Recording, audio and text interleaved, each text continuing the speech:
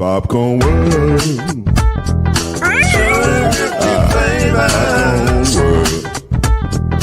Popcorn World. Yeah.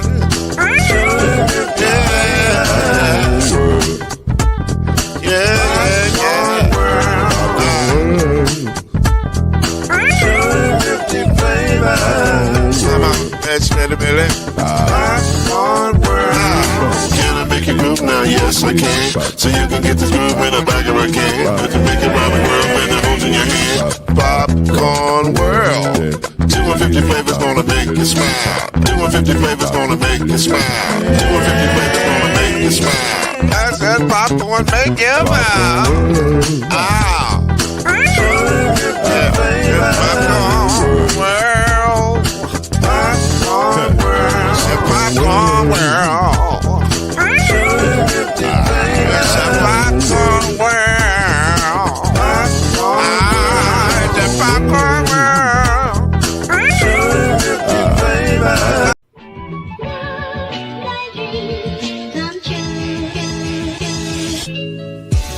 Now it's time for Believe in the ACC with our starting lineup. From Florida State, number 17, Charlie Ward. From Morehead State University, number 50, Lloyd Stan. And from Murray State University, number 2, Kendrick Haskett. Get ready for the best sports show about the ACC in all the land. Believe in the ACC starts now.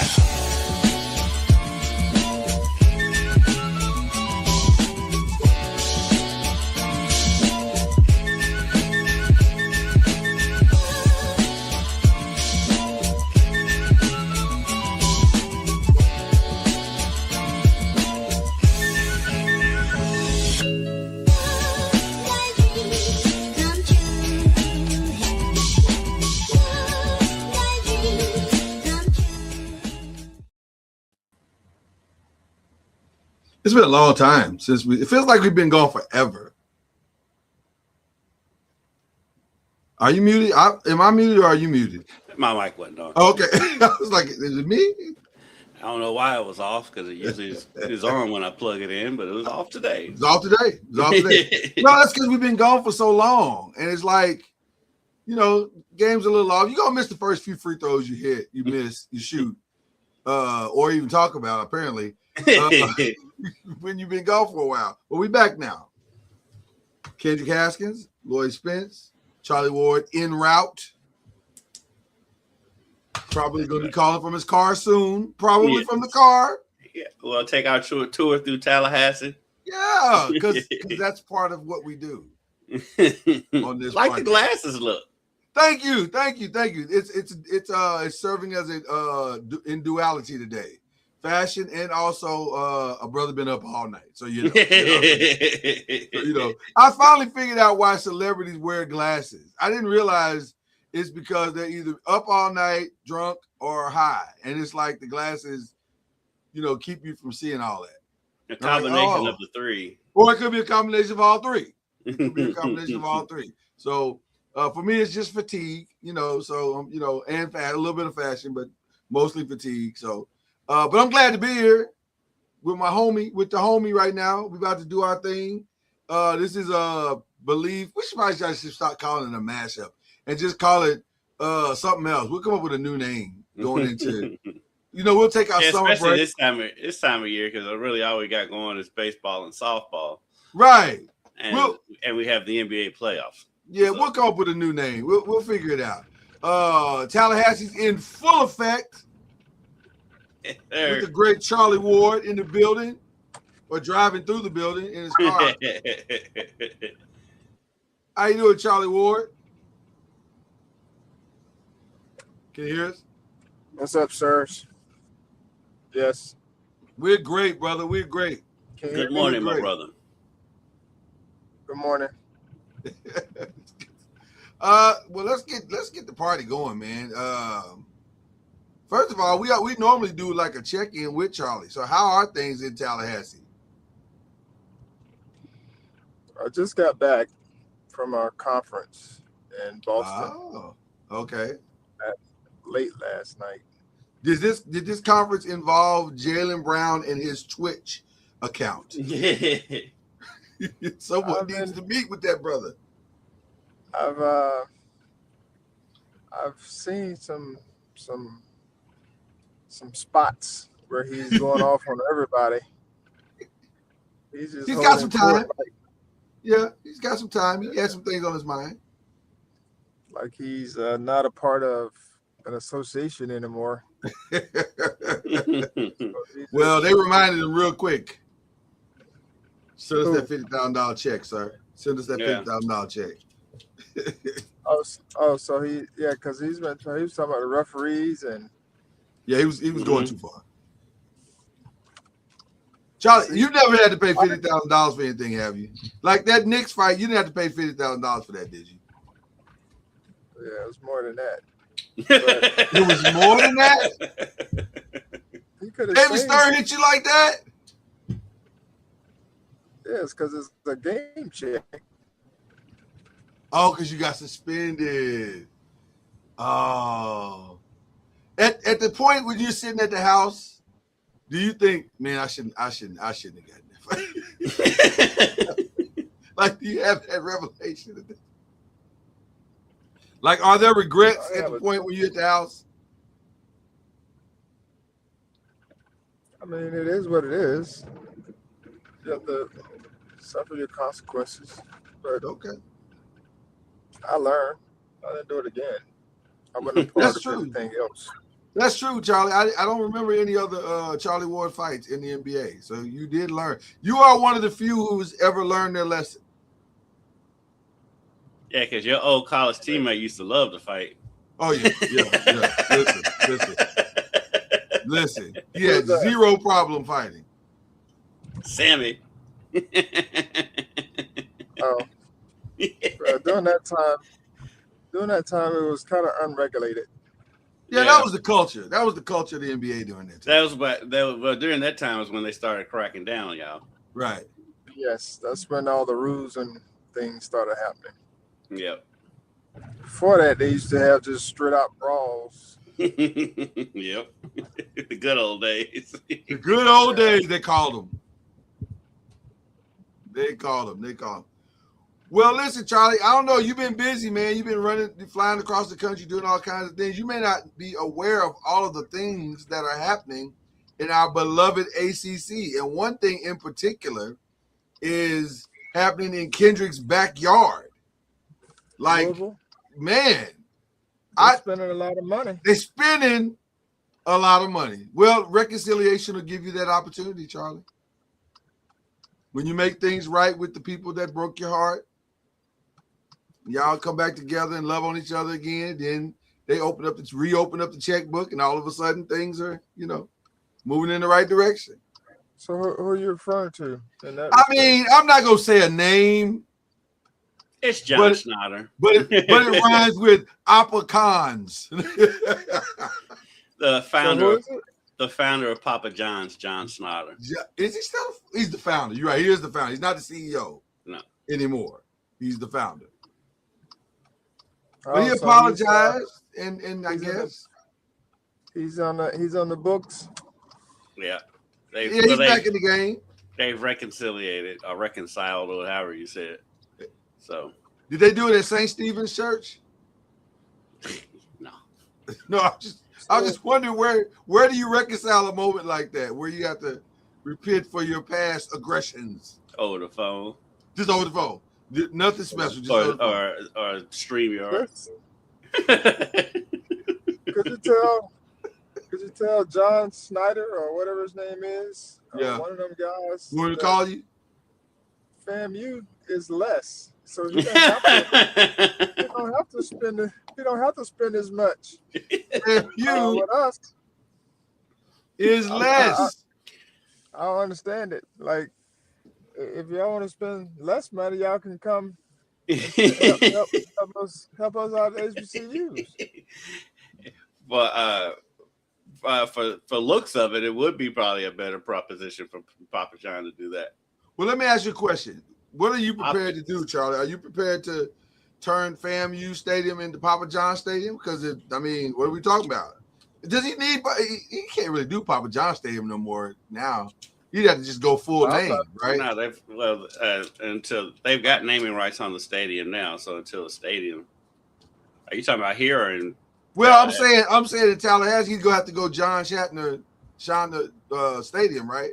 Schnatter. What is it? I don't know. It's a complicated last name. Schnatter. But there's no D in it. It's two T's. It's Schnatter. Right. Okay, we're going with Schnatter. Hence it being Schnatter. That sound like you saying D with a D instead of a T. I'm sure if the price is right to change the name, so or to add a name to make it right. Okay, Kendrick, I need you to work on this. So, and there are a lot of things. The Champions Ranch. There's a lot of naming. There's a lot of things. Right. We're talking about helping students, helping athletes. We're talking about helping people grow and be better. So we're talking full-on reconciliation. Like, don't stop just at Louisville. Yeah. Fix all the problems. I'm with it. There you go. I'm with it. Well, he's helping Louisville for sure because all of a sudden they're basically getting every player they want to get. I thought they were going to lose. I thought they were going to lose the Akezi kid. I was like, well, Maryland's probably going to get that because that's his daddy's school. But yeah, I didn't realize though that he lived here at one point. Oh, is that how the connection happened? Yeah, he lived here at one point. I was on a radio show yesterday, and the host on there was saying because the host of that radio show also teaches at a local high school. Okay, and he was saying like some of the kids in his class was like, oh yeah, we played against him in middle school. And one kid was like, yeah, he dunked on me. He was like excited. So what's his proper pronunciation of a name? Obini? Obina Akezi. Obane Akezi. Obina. Yeah. You don't remember his daddy in Maryland? That's his daddy. It just dawned. Well, you know what's crazy? I'm having to now reconcile that all of the players that we grew up with have kids that are now going to be playing sports, right? You know what I'm saying? Like you don't think about that until you start seeing it, but it's right. You're right. Those kids are that age now. Yeah. So I never even. I didn't hear the name. I heard the name and it never registered until you just said it. Yeah, like Ron Harper Jr. Ron Harper Jr. Sammy Davis Jr. But yes. So okay. So there you go. Well, listen, that kid is signed, sealed, delivered, and reclassified. So if they get all of the kids that they've signed, then it looks like they are. Because the only one that's really in question at this point is the Florida. I call him Florida. Flory Badunga? Yeah, because he's technically in the draft. Technically. Oh, yeah. But he probably won't stay in the draft because he's not. I would imagine he's not going to get drafted. He might go. He might be a second-round pick, but yeah. Yeah, but he won't. He'll get more money at U of L. He'll get way more money at U of L. He might as well just come back. So Louisville will have a significant team next year. Like it will. They have done well, men and women. If we're being honest. Yeah, the dollars are flowing. They should be top 10. Both teams, I would think, coming in next season should be top 10 teams. The women maybe. I just don't want to get ahead of myself. Yeah, I got. And I haven't seen what other people done.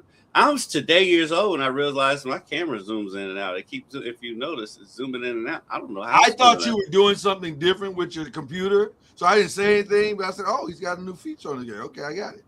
But apparently, I do. I was swipe. All I did was wipe off the lens.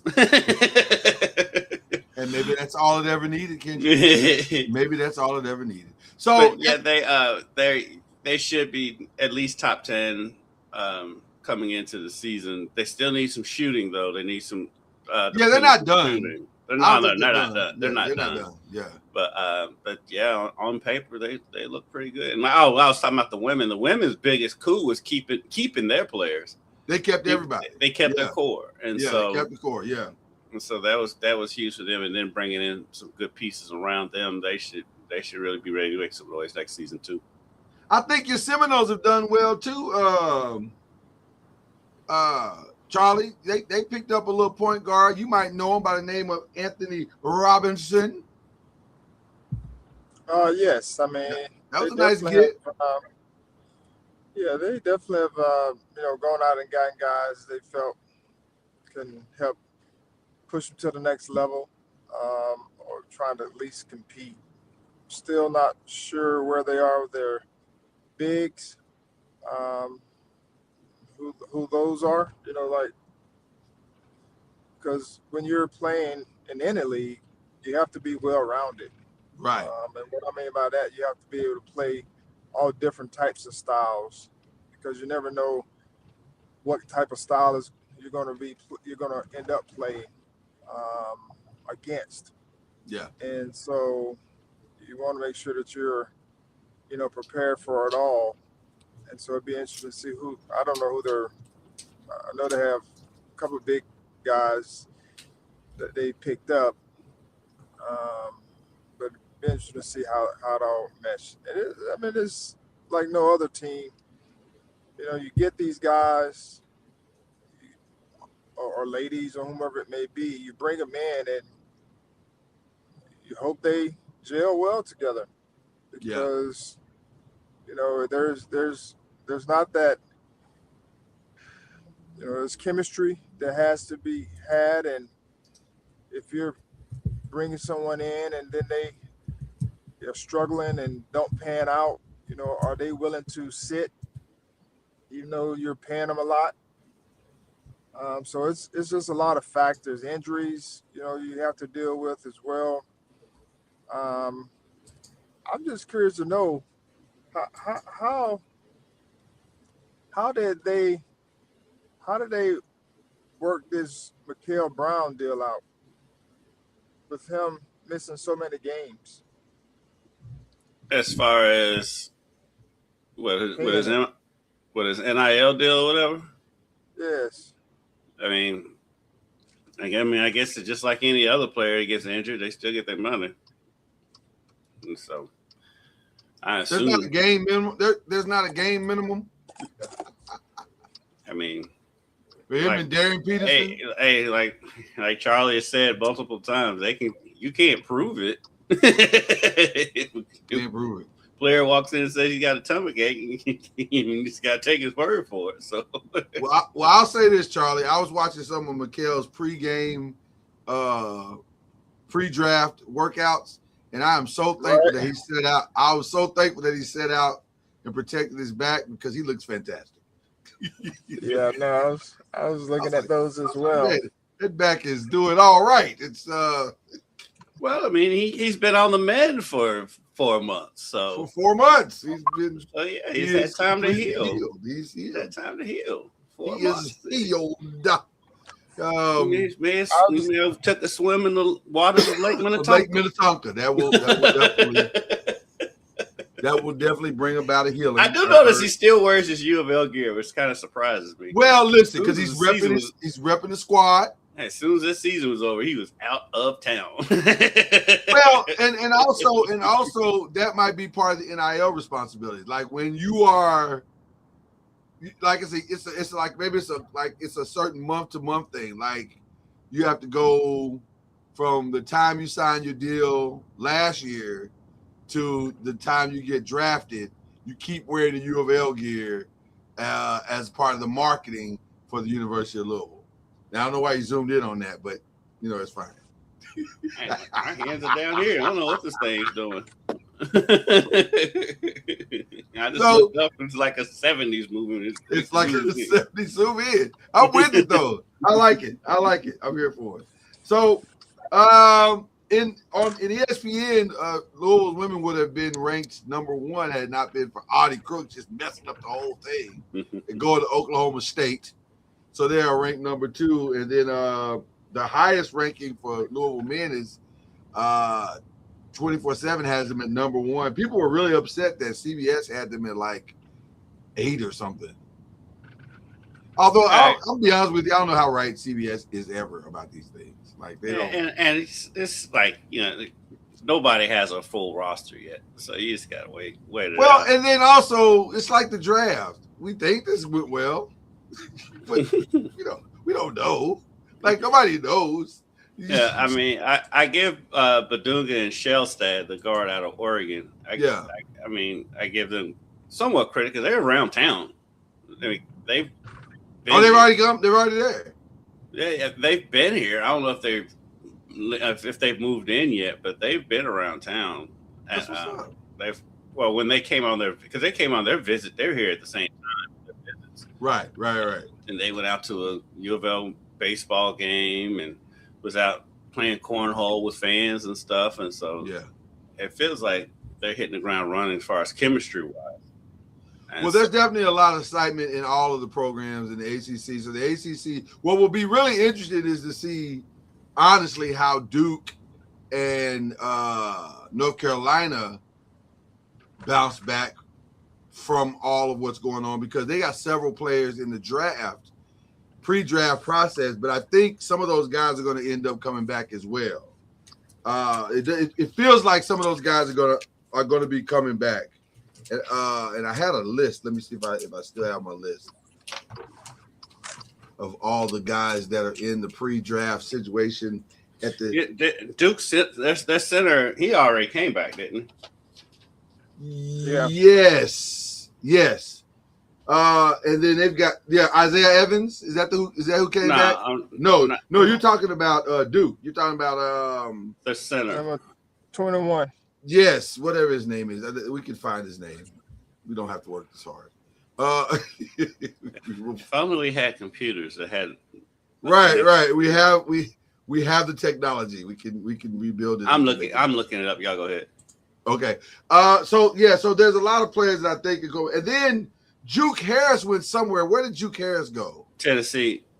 So he left Wake Forest, left the draft process, and went to Tennessee. Yeah, I guess there's been an interesting development between Louisville and Tennessee fans, where they've gotten this bond. Patrick Gumba. Gumba, there you go. Yeah. Okay. But Louisville and Tennessee fans have formed a bond on dunking on UK on social media. That's become quite hilarious. Well, right now UK has become a very easy target because they and you know what? Let me say this too, and I almost want to take the glasses off, but because I'm so fatigued now, I want you to see the tiredness of my eyes. I'm not gonna do it. But I will say this: he kind of got your Idris Elba going on with those glasses. I got an Idris Elba thing going on. But here's the thing: I don't like anymore. I don't want this whole going on inside the NBA. We're takers. Inside the NBA thing anymore. Like that's you know. And then he got the blue and white box, so it looks like he's going to UK. But then he actually going Stokes. Yeah, the Tyron Stokes dude. Like, come on, man, you ain't got to do all that. That's just grab the hat like anybody else. He's got a troll of Kentucky. Tyron. You know, he's from here. He's from Louisville, and Pat Kelsey got out of that recruitment relatively early. He's too rich for his blood, But he basically grew up a U of L fan. And so I don't think he was ever going to really go to Kentucky. So I think it's kind of a troll job because he got like a 502 tattoo on his leg. Like before he committed. Wow. For those who don't know, 502 is the area code for Louisville. The area code, yeah. So, I think. What is he getting? Like 4 or 5? He's got to be getting 4 or 5 million in, right? I don't know. People ask me about what people are getting. You don't know the number, but that's also the other thing that Louisville has done. I heard it's around 4 or 5. Yeah, Louisville has not released the number, and why would you? They don't. None of them do. That's what cracks me up when all these experts say they know what people are getting. I'm like, they have not released that. Well, Kentucky, didn't they release the number last year? Kentucky did. Well, I've also heard that it wasn't 22 million, but when again it got out, they didn't say no. But right, which is something you need to say if that's not the truth. You need to say no. That's not how. Well, it helps them, and you know, in their eyes, and I can see why they thought that it helps them to say to other recruits, "Hey, we will pay," and so I think it's kind of because the number's still out there and nobody's coming. Yeah, well, apparently they didn't get $22 million from their. Okay, right. And he's like, you got to prove it. It is not money. right. It's not working. So, but I digress. So the NBA draft is also coming up, and it's been interesting to see. This is going to be a unique draft, and a very interesting draft. Yes, because. So I guess I'm trying to figure out this new world where you can put your name in, but if you don't go where you want, you can come back. Yeah, well, they have a deadline before the draft. Right? Yeah, there's a deadline before the draft. Okay, so that's okay. So the deadline is pretty close to the actual draft. Like it's like what is it, like a week or two or something like that? Maybe a month. Yeah, it's normally sooner. I mean, so it's coming up. Yes, should be coming up here soon. Okay, early part of the month or later in the month. So I bring that up because significantly, I think, like we said a minute ago, a lot of the players that we're seeing in the projections, I think some of those guys are going to be coming back. Like I think now Ryan, where did he end up going? The players wishing to retain college eligibility must withdraw by May 27th, while the final deadline for all early entry players to withdraw from the draft is June 13th. So, that's what I thought. That's what I was going to say. I thought it was like close to the somewhat close to the draft. Yeah, the draft is on the 23rd and 24th. Okay. So now Ryan ended up where? Where is he going? Ryan Conwell. Or can he go, or is he done? Is he eligible? Okay, yeah, so he's in the draft. Supposedly he's shooting up draft boards. Really? Okay. I just heard that the other day. I hope so. He's a nice kid. He's a great kid. Isn't it ironic to me, or to all of us, and nobody can speak to this more than Charlie, because you went through the process. And I heard our good friend Byron Lusby, who was a scout for the Colts, say the combine doesn't really help you as much as people think that it does. Like it will fool some teams, but most teams usually have their board set prior to the combine because of the tape, more so than that. And then the interview kind of helps to solidify the board along with your personal interview at the facility. Whereas with the pre-draft NBA draft combine, it seems like because that's a competitive thing and they actually play against each other. They actually hooping, yeah. Yeah, it seems like that really can have a significant effect on your draft stats. Would you agree with that, Charlie? It definitely gives you an advantage. Even just not with the combines, but you also get to play. A lot of times, I know when I was going through the process, of course, this was a long, long time ago. You actually played against other guys on your visit. Oh, yeah.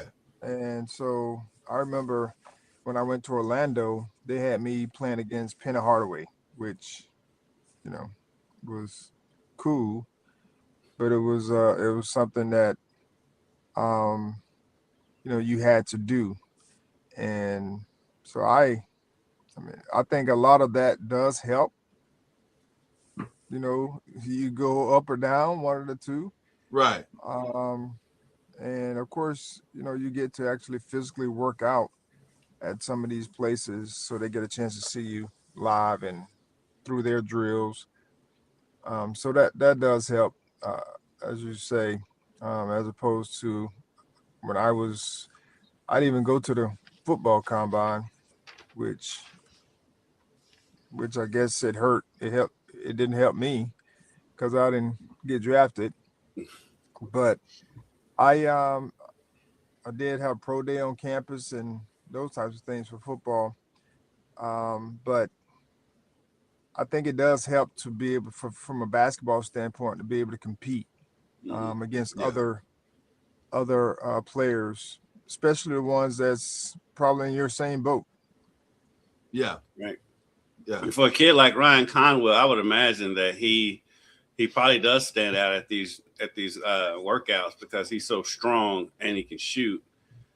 He can get to the basket. He can bully ball a lot of players his size, and so I can see why and then he can spot up shoot. So I can see why he's kind of flying up draft boards. Will he get drafted? Maybe not. Maybe second round. He's but second I can round see why. kid. But I can see why teams are interested in him because of his skill set. But he could move up in the second round. Like he could significantly move up in the second round. So there's your NBA draft and ACC draft information. Speaking of draft, we haven't had a chance to really review how well the ACC did in the NFL draft. 38 players. 38 players went in the draft from the ACC, and Miami did extremely well. Miami had a lot of people going in the draft. Miami and Ohio State make you wonder why Miami and Ohio State didn't play in the national championship. Well, and not only that, but Clemson also Clemson matched Miami, which tells you they probably should have had a better season than they had. Like they had 9 guys go in the draft, so I'm not sure what happened. Not sure what happened in the season, but it was clearly a productive draft for the Clemson Tigers. But just to kind of go through a couple of review, first, all the first round players, 10th, obviously, Francis Maianoa. And by the way, again, there's no N in this name, but it's Maianoa. It's crazy. There's no N anywhere in sight. It's madness, I tell you. It's madness. But he went to my New York Giants. Ruben Bain went to the Buccaneers, which I think was a good pick and a good spot for him. Blake Miller. Yeah, he just reminds me of a Buccaneer. I think he does. He really does. When I saw him put the Buccaneer hat on, I said, yeah, that tracks. Yeah, that tracks. He looks like a new worn sap. So there you go. Blake Miller, the offensive tackle from Clemson, went to Detroit. Akeem Mesidor, great edge rusher, went to the Chargers. Keelan Rutledge went to Georgia Tech. He went to the Texans. And then Peter Woods, the defensive tackle from Clemson, went to the Kansas City Chiefs. So those are your first round. I was happy for Mesidor. I was too. He's a kid that when we was down in Miami for the national championship at the media day, I got to talking to him a lot. And it's a really nice kid, funny kid that's not taking himself too seriously, and a heck of a football player. So I was happy for him. There you go. Some other names of notice. Avion Terrell went in the second round. He went to the Atlanta Falcons. Carson Beck, Charlie, went to the Arizona Cardinals as the player of the future for the Arizona Cardinals. What do you think about that one? I mean, the only thing that really hindered him, I guess, probably was his arm. His arm injury he had coming into Miami. Right. And I know last year he probably wasn't 100% from that arm injury, due to, he was able to probably get some velocity, but downfield throws were probably tougher. But he has the tools. At Georgia, he struggled, with interceptions, but then he came to Miami and it was a little bit totally different, but it was different. So I think he'll do well, but you never know. Especially that position. Yeah. So well, speaking of never knowing, in the fourth round, the Jets took Cade Klubnik as their quarterback of the future. I don't know about the quarterback of the future. I don't know about quarterback of the future. Well, you take a guy and hope he pans out. I don't know. Because who else they get? Because I know Gino's going back, but then they get another quarterback too. Yeah, they have 3 solid. Well, I ain't gonna say solid. They have 3 quarterbacks on the roster right now. I don't say solid, but Chris Bell went to Miami Dolphins, so they have their new Tyreek Hill. That's a solid replacement. He's not quite as fast as Tyreek Hill, but he's much more bigger and physical, and he does have speed. Chris Bell's a heck of a football player. I like him and Malik together long term. Yeah. That could be a nice pairing. They should have their receiving core of the future. Now they just gotta get somebody to throw it to them. Exactly. Darrell Jackson from Florida State went to the Jets, so he'll be there with Cade. And was Quintavious Hutchins? Was he the final pick of the draft? Is he Mr. Relevant from New England? He went the 7th round. Is that 247 at the last pick? Let's see. See if I can use this interwebs again. Yeah, use your interweb and see if Quintavious Hutchins from Boston College was the final pick in the draft. But all in all, Charlie, it's a very successful draft for the ACC. 38 players is not bad. I mean, people were killing the ACC about not having so many players, or maybe they were just killing my Seminoles. But it's just Red Murdoch was Mr. Irrelevant this year. Okay, all right. I just think it's all. I mean, it's a year-to-year type deal. It is year to year. Yeah, 100%. So now everyone's killing the SEC because the Big Ten has won the last 3 championships in football, and like everyone's clamoring to try to get more money in their conference, with expansion. I just think it is what it is. Like, you're gonna have a certain number of guys who are of the draft board. Some teams, some conferences, just not. But everybody's gonna have good talent, at the end of the day.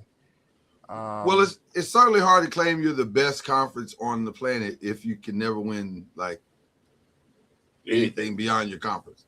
So,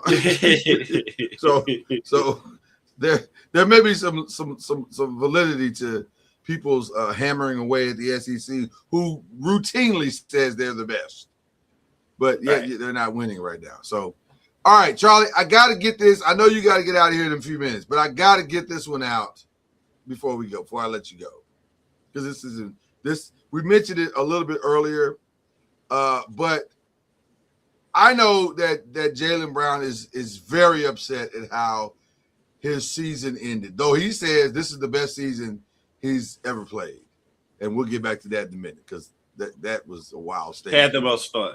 Yeah, it was the most fun. That's a wild statement to make, by the way. But and he was so proud of his guys this season, which, again, wild statements to make. But we'll talk about that in a minute. But I want to talk about the actual game, Charlie. And you are not just Charlie Ward. I want to talk about, before we go on to what's going on in the conference finals as it relates to, what's happening right now. Right. I want to go back to the first round for just a second. And I just want to ask you, as a state championship winning coach and a coach that had a very productive first year in college basketball, if your team has shot 11 of 39 from the 3-point, at what point do you look at them and say, just go stop shooting that and go score, go do something else? Like, this ain't working. Like, help me understand, because I'm telling you, as a journalist, I sit here and I am frustrated by the Boston Celtics in those final 3 games shot 35 for 127 from the 3-point line. That is an insane number. I don't understand. That's why they're sitting at home. That's why they're sitting.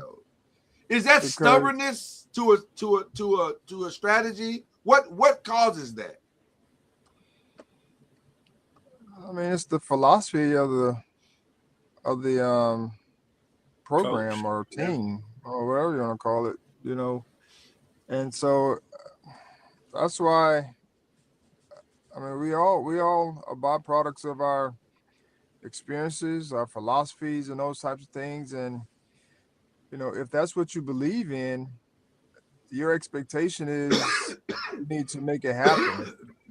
And so they I mean, that's what they've been doing all year. That's how they got there. So it's hard to just say, pull the brakes from what actually got you there. Um, and it came back to bite them. So, I'm just always a believer in a healthy balance, and being efficient. Regardless, I mean, you have your philosophies and what have you, but you have to have a healthy balance and be willing to make adjustments. But when your philosophy is trying to get up as many threes as possible, you're going to lose games because you're not going to shoot well all the time. That's just. I'm watching the game, Charlie, and I'm saying Philly is literally surrendering the mid-range shot. They're like, "We'll give you that," and they wouldn't. And they were like, "No, we don't want that. Give us a three, whether it's open or not. It doesn't matter. We're shooting that 3-point." It was an insane game to me. So as much as Jalen would like to complain about the refereeing and the flopping and all of the things, it's the 3-point shooting for me. Like it was.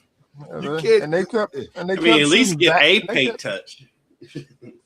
They kept shooting bad. They kept shooting bad ones. Oh, yeah.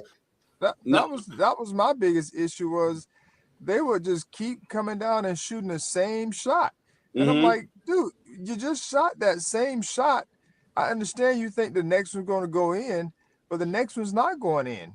Like you keep saying the next one's not going in. So when are you going to just stop and say, I need to do something different, or let me run some time off the clock? I mean, they just kept coming down past one pass shot or no pass shot. Right. And if you miss, those are just long rebounds. Demoralizing. I mean, if you're gonna chuck a lot of threes, at least run some kind of offense to get a three. No, like Charlie said, they were not running any kind of offense. They just run it down and chuck it.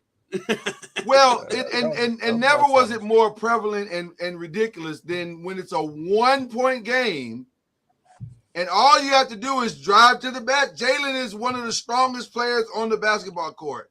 And instead of coming down and driving to the basket to try to score on this guy, putting the guy in a pick and roll, seeing if he can get to the basket that way, no, 3-point shot. Let's see if it works this time. It was unbelievable. It really was. They shot 3 threes in a row with a 1-point deficit. It was crazy. I was like, you know what? Y'all deserve to win. So my question is, has he gone on Twitch or whatever he's on and talked about that? No, I haven't heard a word about this ridiculous philosophy. And by the way, I'm starting to think his coach not so much the genius. He may be starting to think that? A little bit insane. Just a little bit insane. Just a little, because it just doesn't make any sense. And now we haven't said that starting 5 he rolled out there for Game 7 wasn't a giveaway? Listen, that was because that starting 5 was because of a guy who couldn't play. Well, that doesn't explain Luka Garza's starting. Well, Luka is a streak shooter. Listen, he believes in the streak shooter. That's why Hauser's out there. That's why Pritchard's out there. That's why Luka Garza's out there, because they're streak shooters. And when they're hot, they're hot. But when they're not hot, oh boy. So here's the starting 5 for that game. Luka Garza, Derek White, yes. Jaylen Brown, yes. Ron Harper Jr., who's barely played all season, and then Baylor Shireman. That seems like a winning formula. Said no one, by the way, ever. No. Like no one has ever put that sentence together. I can understand want to keep bringing Pritchard off the bench because that's where he's most effective. I can understand that. But you won't start Sam Hauser and Keita has been playing for him all season. I have another coaching question, Charlie. At the trade deadline, Boston went out of their way to trade pieces to Chicago to get Nikola Vucevic. And he didn't play not a minute of that game at all. Like he DNP coach's decision. And I'm saying, okay, help me understand. Just from my own. Again, Help me understand. Baylor Shireman played 22 minutes. Because Joel Embiid is killing you. He is destroying you literally have Jaylen Brown, who is giving up 4 inches to this guy, trying to guard Joel Embiid underneath, and he's giving up like 30, 40 pounds. He's walking him down under the basket and shooting baby hooks into the basket. And Vucevic can't give you 6 fouls? He can't give you 6 fouls at least? Well, I'm always going to side on the caution of the coach because we're not in their meetings. We don't know what their whole philosophy, of why they went with their lineups. And because I'm sure they talked through it, and they felt good about it, whatever it was, their philosophy was. And I don't say it backfired, but that's part of coaching. You're going to make some good moves, and sometimes the moves don't pan out. Because if he came out and those guys who came and played with great energy, which potentially could have been a reason why he chose to go with that group, because he's looking for energy, then it makes sense, to do that. But it's just, we don't know, like, the reason behind it. And of course, it didn't work in a sense. And everybody's going to criticize and those types of things. But that's part of making decisions and choices. And I'm sure it was well thought out, not just a whim. Well is strong. Well is strong. It was thought out. I'm not going to go with well. So it's just that whole factor, because when you make decisions, like I tell my guys, coaches make decisions, players have to make it right. And when you're a player, coaches make decisions, we have to make it right. Yeah. On the court, whatever that looks like. and so it's a hand-in-hand trust factor. Because like I used to tell people all the time, there's no play that came into the huddle that wasn't a good play. It all came down to the execution of that play. Because if it was a bad play that the defense, was right on, well, it's my decision to throw the ball away, or not to throw it to the other team. Right. Just because it was they played it well, they knew we were doing, whatever the case may be. It was my decision to go out and make it right by throwing the ball away, playing the next down. Yeah. And so that's what I mean by, it's that trust factor, and you have to trust the guys that you have, and you hope that they make you right. Well, speaking of that, your Knicks are on fire right now. They're playing extremely well. Orange and blue skies, Charlie. Orange and blue skies. And it also looks as though there's no end in sight, because we don't know if Joel Embiid is going to make it back for Game 3. It appears that the knee injury may be a little bit more significant than people are saying, or they may have held him out. They're not really saying a lot, but they're saying it is something. And so it doesn't appear that he's going to be, regardless of whether he comes back or not, he's not going to be close to 100% at all. So that's a problem in this series, because the Knicks do have a center. Now, the headline on ESPN.com right now is why the Knicks need Karl-Anthony Towns to stop fouling, which I agree. Like, it does. You got to calm down, because you got the advantage. You really do have the advantage in this series right now. I love Cat, but he loves committing stupid fouls. Yeah, and it becomes a very different team when he's not on the court. I love the way that he played in the last series as a distributor, because it took a lot of pressure off of Brunson. It kind of opened things up for Anunoby a little bit more. It was a really smart strategy to make. Now, full disclosure, Anunoby hobbled off the court last night. We don't know what it is. It appears, if we're dime store doctoring it right now. It appears it looks like a hamstring pull. We don't know what grade though, but he could miss the next game. And that's significant because I think he's averaging like 22, 23 points or something like that. Yeah. He's playing really, really, really well. But nevertheless, it's going to be interesting to see if they can keep this momentum up and what's going to happen. But how are you feeling about your Knicks right now, Charlie?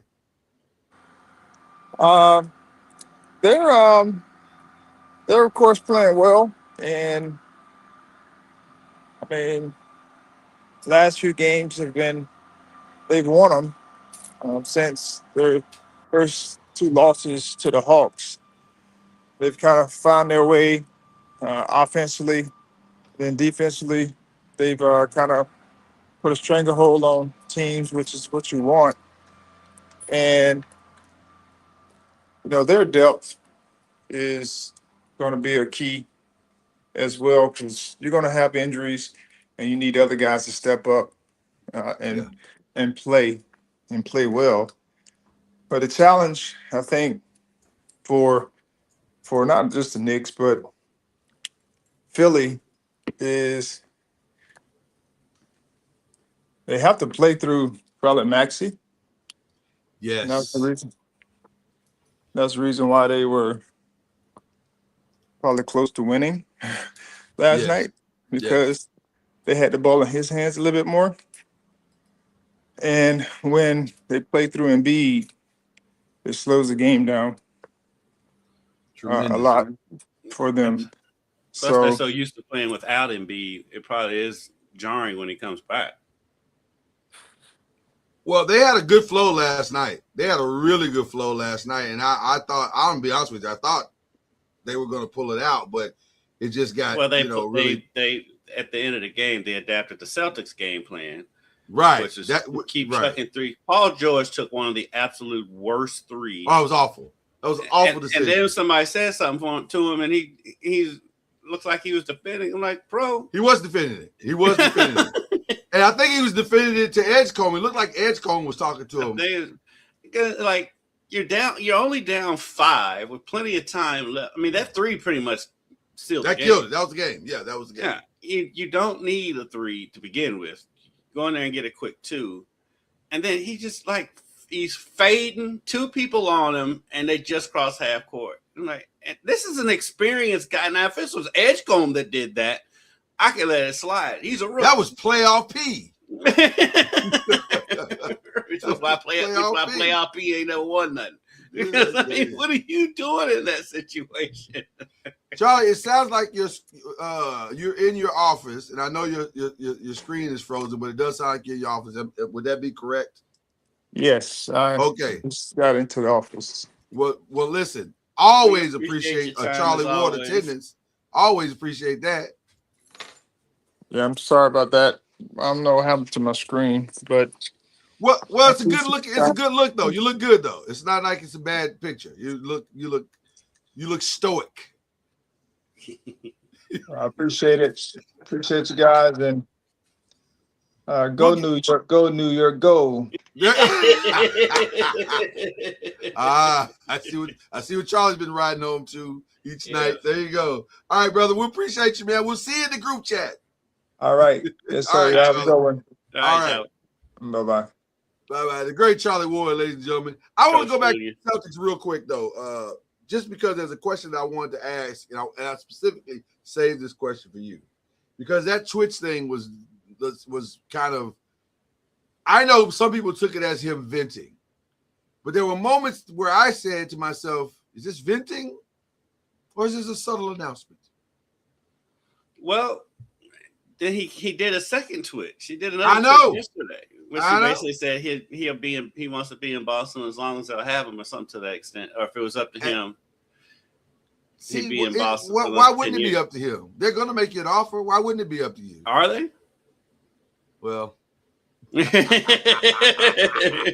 well, I'll just say this: $70 million a year for 2 players is crazy. Well, that's what they're. That's the NBA now, though. and it's the same player. Like you're paying the same type of player. That's a lot of money, bro. That's a lot of money. So that's what, 5 years at 70? It would be 4 years or 5 years. Well, you got the bird right, so it's 5, right?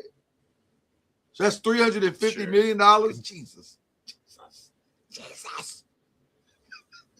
They got it. That's why about the team. Who you kidnap? Chelsea Clinton? No. I don't do it as well as you do it. You do it better. But that's a lot of money. 350. Oh boy. They got it. He said this was the most fun he's had. Is that what? Yeah. I heard that, and I heard somebody else explain it to where it didn't make sense why he would say that. Now it's one of those things where he can feel that, but probably should not say that because. Well, you say it if you mean it. Well, you don't have to. I mean, he didn't say. He wasn't even asked. That's the point I'm making. It'd be different if he was asked the question. He's just answering it, but he wasn't even asked in the first place. But that's the point I'm making. You said if you really say, man, I really enjoyed, because what I heard was, I really enjoyed having my own team. Yeah, and who can blame him? I mean, you're a star player. I'm not mad at him. I'm not mad at him. I don't blame him for feeling the way he does. I just wouldn't have expressed it.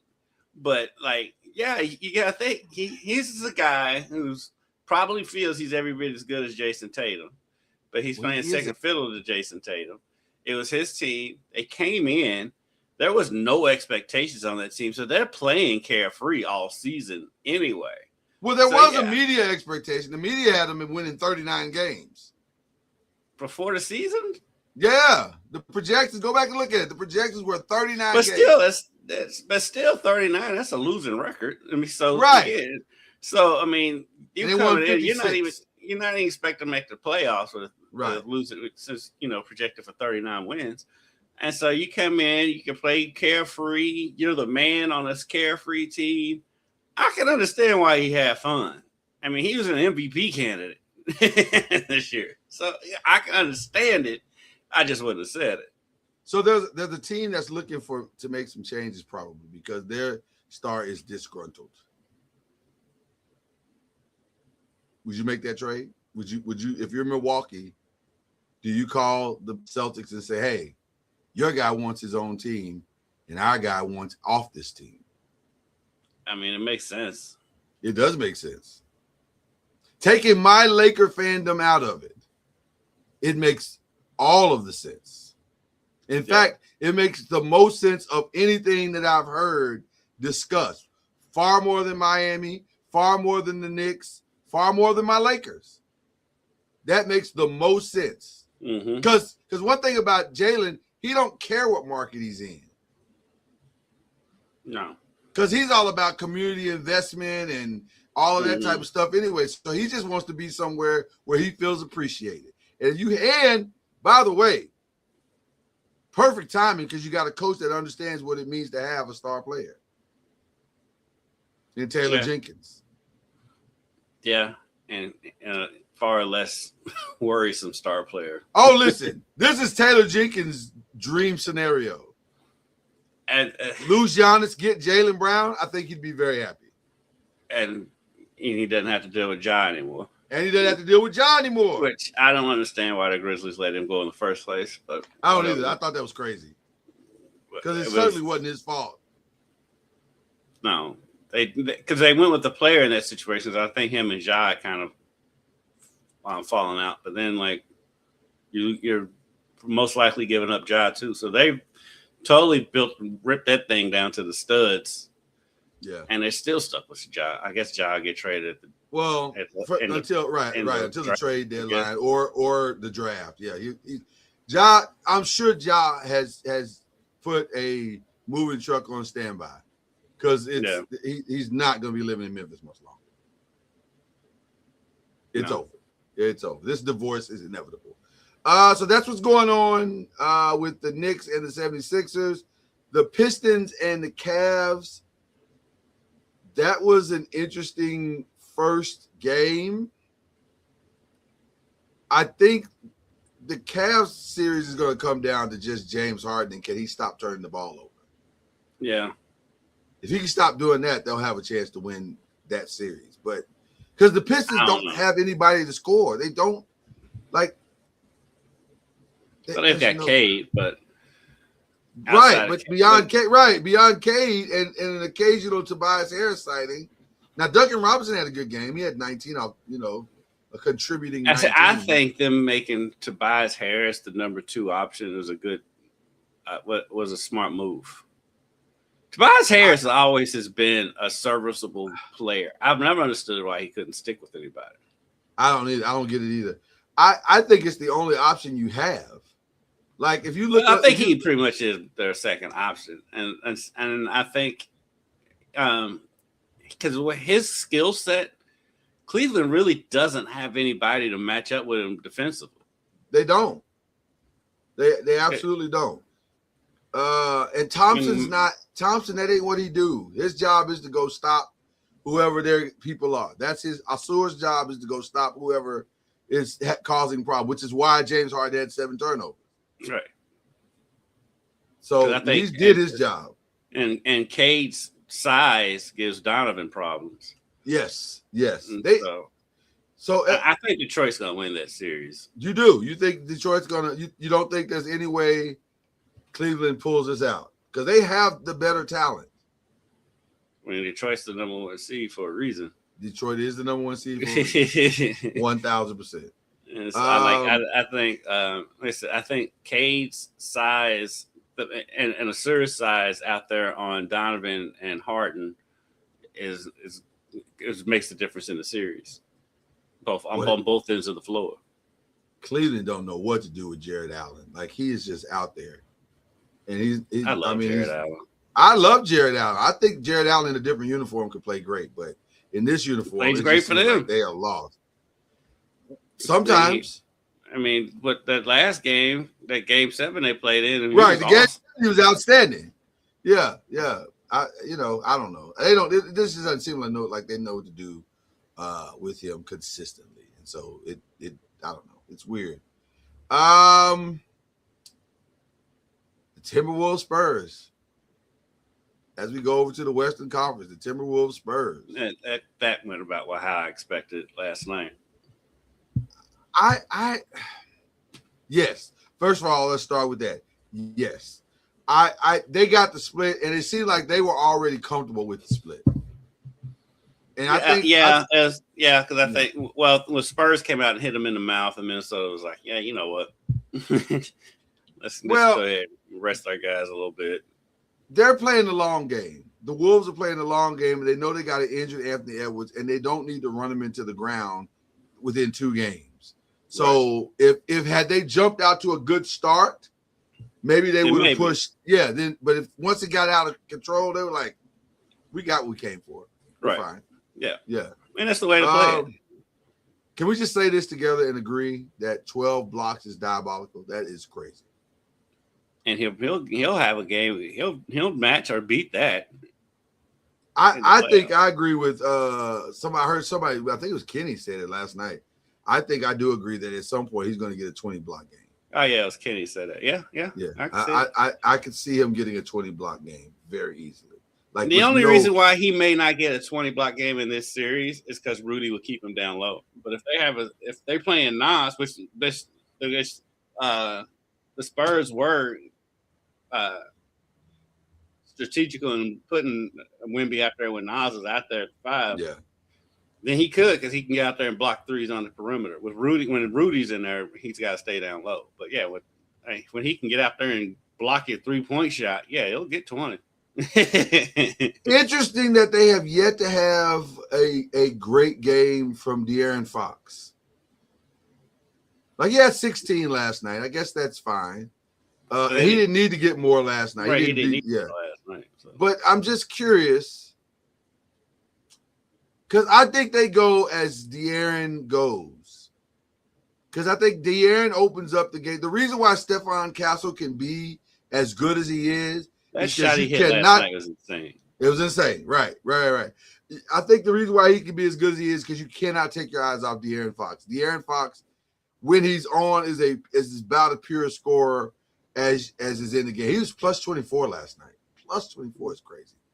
Yeah. So he he didn't score as much per se, but right, it didn't look like that, right? Yeah, but yeah, he still kind of dictated things. For those who didn't see it though, because Castle they outletted it to him with the shot clock going down. He's already in the air when he catches the ball and releases it and knocks down a three. It was insane. I don't think people realize how hard that is. I honestly, from a physics perspective, don't even know how he did it. Like I was like, I don't know how that happened. How did you? That was insane. I don't understand that shot at all. But he made it work. Like he did. he did the thing. So they're tied 1-1, and then tonight the Los Angeles Lakers will try desperately to try to tie up that series, and before it heads back to Los Angeles, and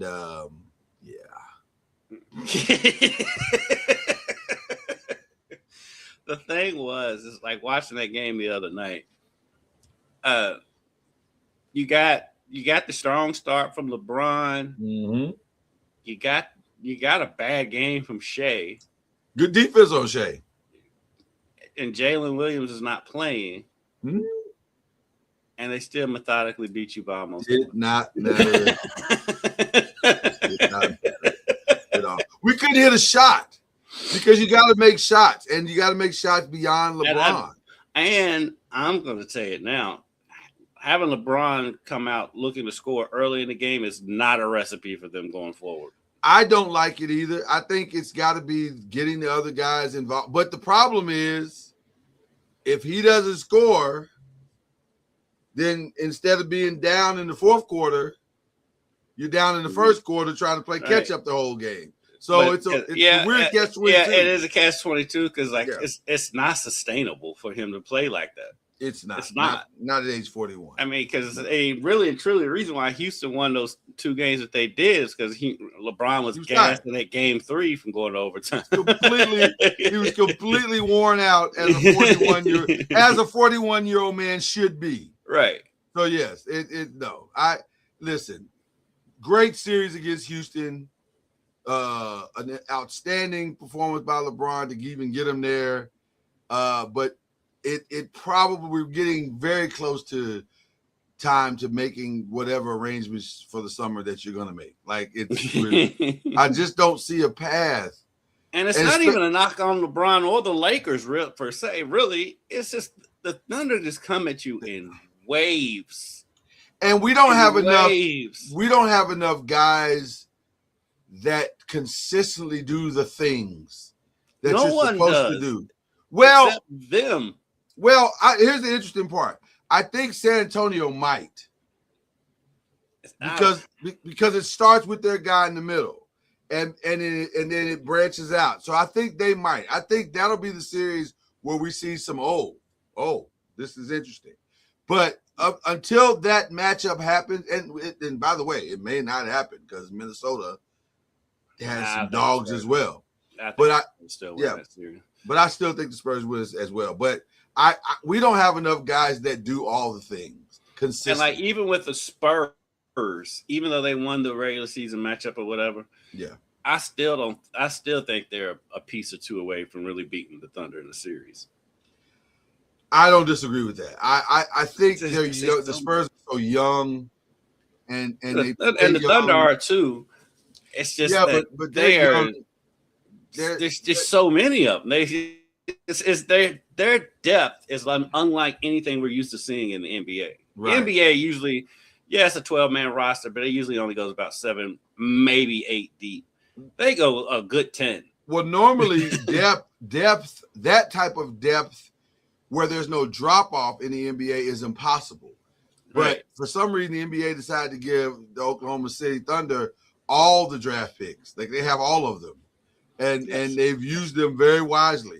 And by the way, and then they go out and get McCain from the Sixers, who fits in perfectly with that team with his personality, his style, his way he plays, his skill set is perfect for that team. And he was killing the Lakers.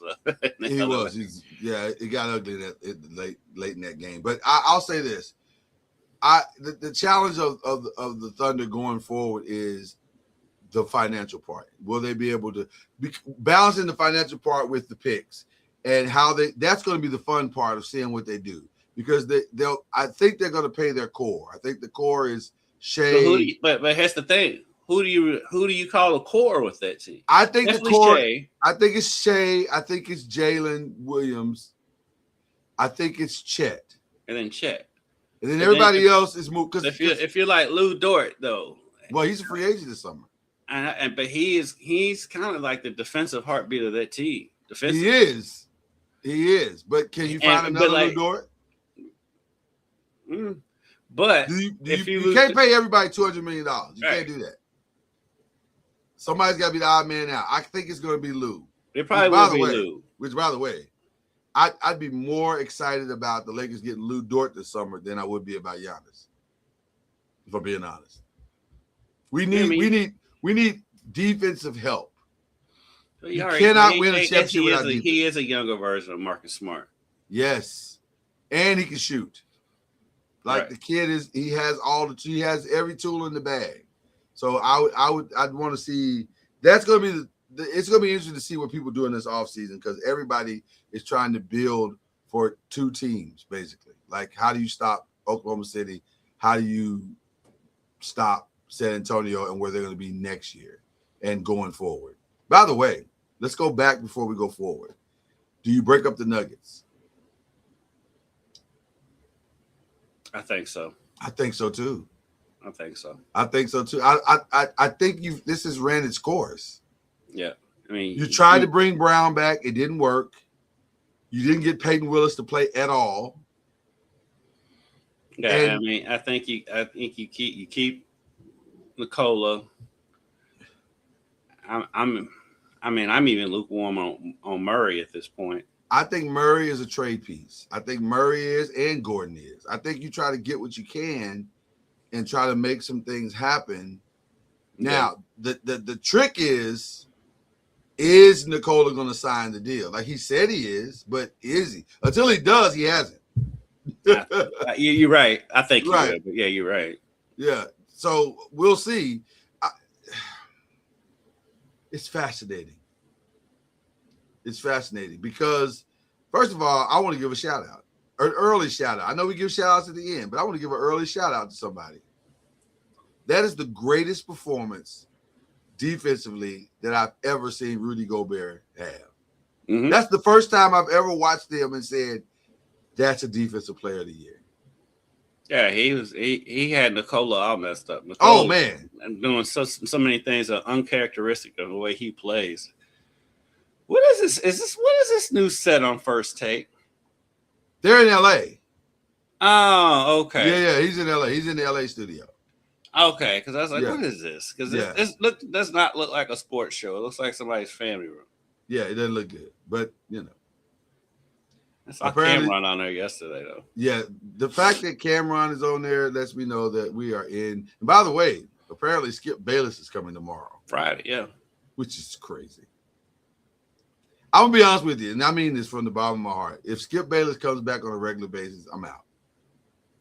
I'm out on First Take altogether. Really and truly, when we're doing this show, that's the most I watch First Take. Yeah, lately I haven't been watching it because I'm tired of the rhetoric. And then Stephen A is kind of like, I respect what he's done, but some of the rhetoric is like, I don't need this. This is not helping me in any way in my life. So, and I applaud the improvement of Kendrick Perkins.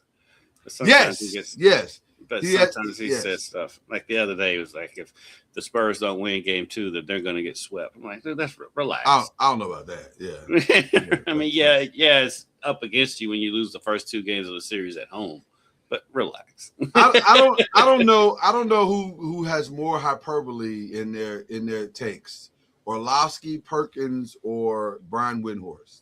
They're all 3 are bad. Like they're all. Levitar's got some of that in him too.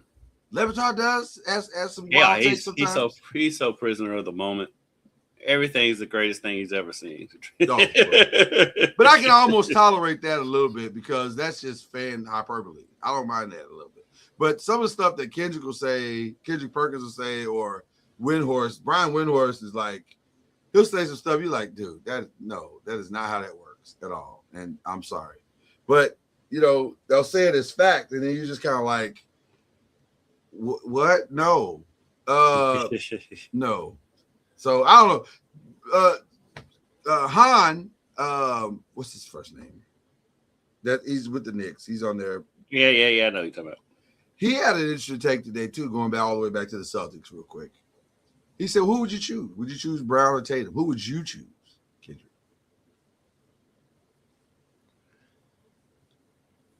I think I would go Tatum.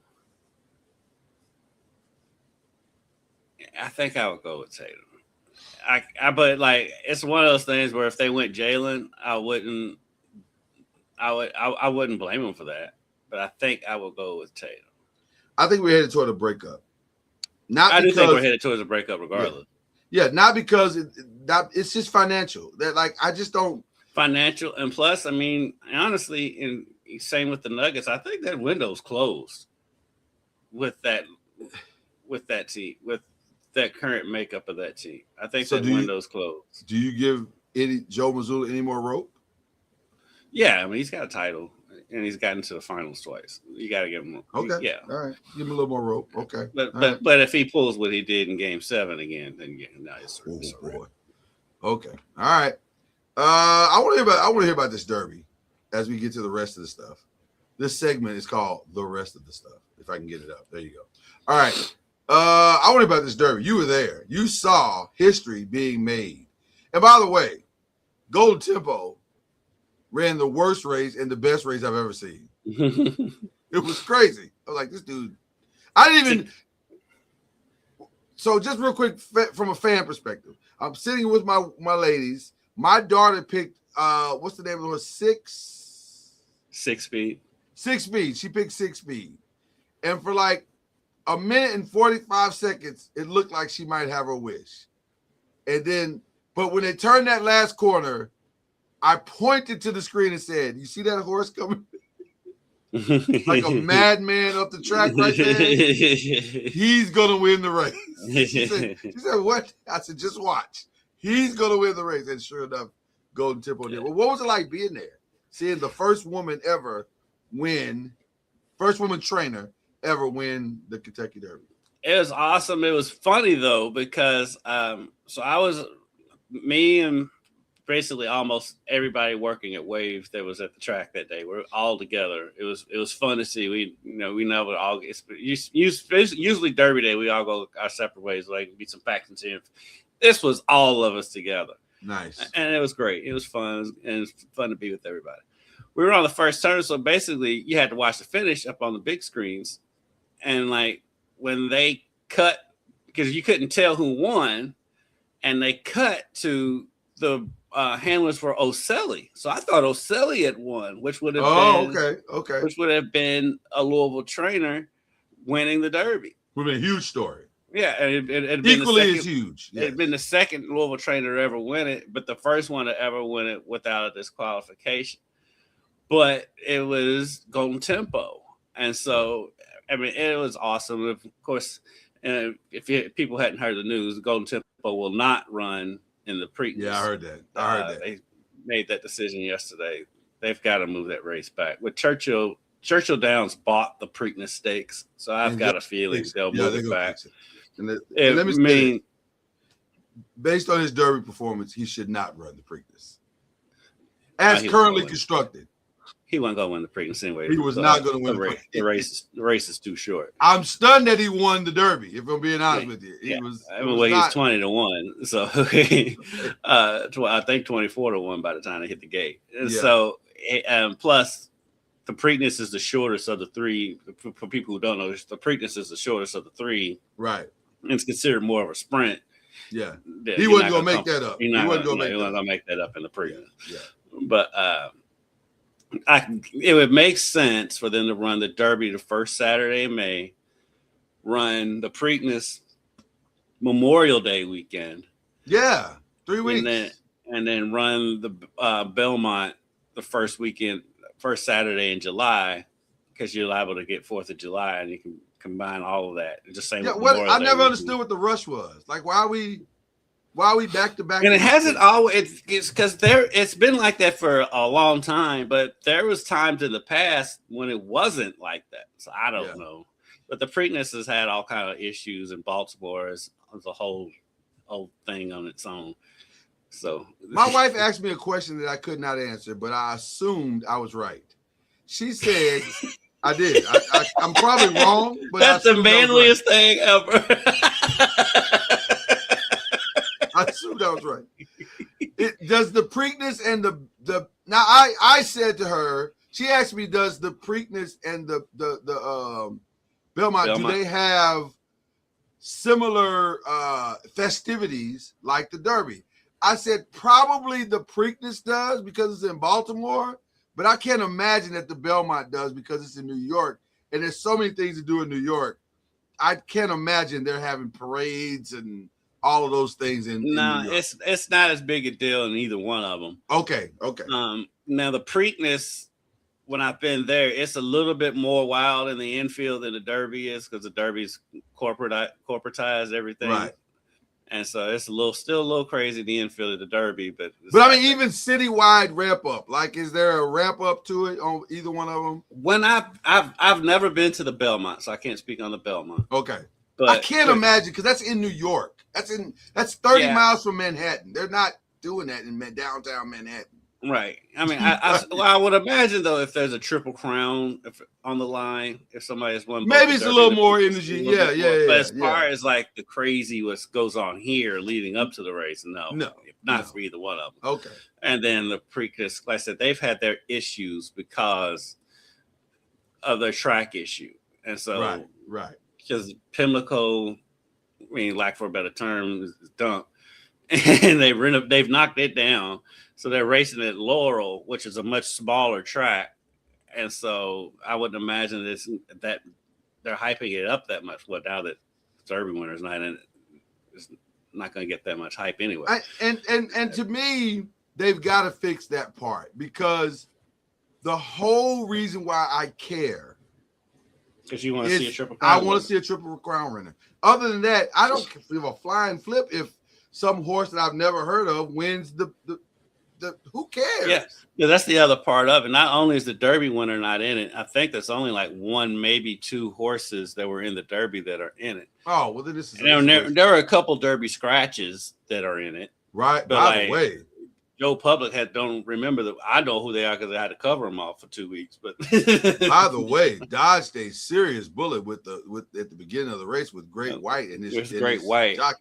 That was crazy. I was like, but the horse told him before the race started. I don't know if you probably didn't see it, but the horse was pacing violently in the barn like I'm not running today. I don't know what I got to do to tell y'all I ain't running today. And so when they brought him out to the track, it didn't surprise me that he violently did what he did because he was in the stall pacing the whole time. Mm-hmm. And I was like, okay, well, I guess he was like, I can show you better than I can tell you. So thank God he didn't hurt anybody or hurt himself. But yeah, that's a huge horse too. Jesus, he's huge. Great White is huge, and thank God that the horse didn't hurt himself, and thank God that the horse didn't keel over and fall over and land on the jockey. Which, by the way, it was inches away from falling on it. Yes, like literal inches away. That horse was the biggest horse in the race by a lot. Thank goodness for everyone involved that it didn't turn out worse than it could have been. Yeah, he was the biggest by a lot. By a lot, like a whole lot. All right. As we get more into the rest of the stuff, I don't know why I'm supposed to care about this. Like, first of all, let me be very clear. I think I might know 3 French Montana songs, maybe, and they're all features. Yeah, I only know features. Right, that's what I'm saying. They're all features. I don't know any actual French Montana songs. At least I don't think I do. Maybe I do, and I just don't know that I do. But I don't know why I'm supposed to care about this. Like, I don't. No one asked for this. No. So my question to you is: has Versus finally lost its relevance? I mean, if we're being honest, Versus hasn't been relevant since we came out of COVID. They keep doing them. Well, listen, if this new strand of whatever this new thing is as strong as people say it is, we may be going back into COVID. Who knows? Like, I don't know. It's this new whatever this thing is called, something. So I don't know. But you know what? This government, that probably just allows us all to. Oh yeah, no, with this government, we ain't going back into quarantine. Yeah, just go grab your mask and pray. And we're not even gonna wear masks. They're just gonna just die. No, I'm masking up, brother. I go down like that. But yes, you're right. This government doesn't really care. But yeah, I don't know who asked for this, and so I don't think I've never understood why French Montana is famous. I don't either. Huh? Because he can go, huh? Is that the reason? I've never gotten. I mean, and call me an old head if you want. I've never gotten the appeal of Future. I don't. Young Thug. No. Lil Yachty. Let's keep going. Yeah. Uzi Vert. At least Uzi makes some beats though. Uzi's got some good beats, but as far as an actual rapper, no. No, he's this your version of Puffy. Yeah, I don't get it. That. Yeah, I don't get it. I'm with you. I don't get it. I don't get it. I don't. I like, even though I'm not a Drake fan, I understand the appeal of Drake, and I do like a lot of Drake songs. I understand. I like more than I thought I did. But like, so I was going to say this for week after next because the album drops next Friday. But are you excited for the Iceman? No, I'm never excited for when his albums come out because they're all going to sound the same. It's going to be like 2 or 3 bangers, and the rest of them is going to be a bunch of auto-tuned, monotone stuff, and everybody will act like it's the greatest thing ever. Will he? This is the only real question that matters to the album. Will he poke the bear one last time? If he does, I would say if I'm Kendrick, I just let it go. You've already won. And like if I'm him, I just move. It's time to move on. It's been time. It's been time to move on. It's literally been 2 years ago. Literally. Yeah. It's just move on from it. I've at this point, I do wish they would come together. You want them to come together? And squash it. It's because it's old now. I'm tired of it. Okay. Because my algorithm on Twitter is half of it is MJ and LeBron, the other half is Kendrick and Drake, and it's all of it's asinine at this point. I'm gonna be real honest with you at this point. I'm not 100% sure you call me a pedophile and then we boys again. Like that's probably. They ain't gotta be boys, but just squash it. Just I mean. I think Kendrick has squashed it. Listen, I squashed him. So there's in my mind, it's squashed. Now we got a Darren DeVries press conference today. How about that? A who? Darren DeVries, IU's head coach. Oh, okay. You got some things to talk about? Yeah. Why did they go to my brain mail? All right. Well, there you go. Let's get to the most important stuff. The most important stuff is the TOC results. If you'd have given me,